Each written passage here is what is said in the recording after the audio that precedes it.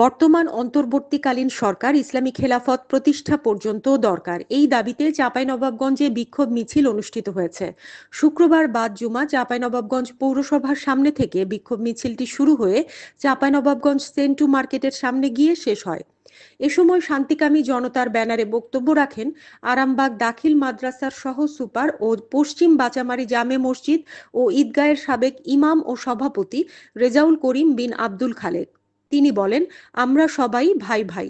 আমরা যখন নামাজ পড়ি তখন সবাই ভাই ভাই হয়ে যাই, কিন্তু দুঃখের বিষয় যখন নির্বাচন আসে তখন আমরা দলে দলে বিভক্ত হয়ে মারামারি কাটাকাটি শুরু করি।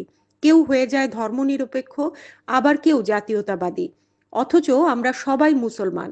একজন মুসলিম কখনোই জাতীয়তাবাদী বা ধর্মনিরপেক্ষ হতে পারে না।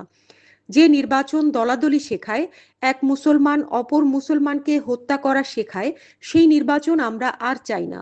তিনি আরো বলেন, মুসলিম অমুসলিম ভাই ভাই, হিন্দু ও মুসলিমও ভাই ভাই।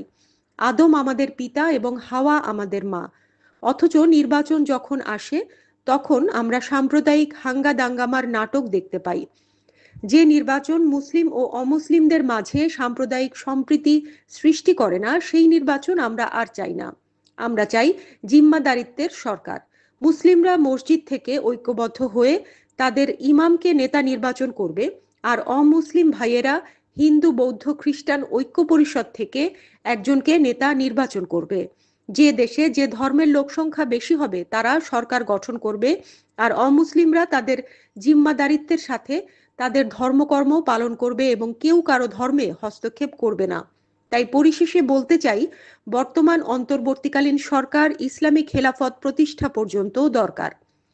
এই সময় আরো উপস্থিত ছিলেন আরামবাগ দাখিল মাদ্রাসার সাবেক শিক্ষক আজগার আলী, চাঁপাইনবাবগঞ্জ কামিল আলিয়া মাদ্রাসার ছাত্র মোহাম্মদ আব্দুল জলিল ও ওয়াসফি সহ আরো 50 থেকে 60 জন মুসল্লি।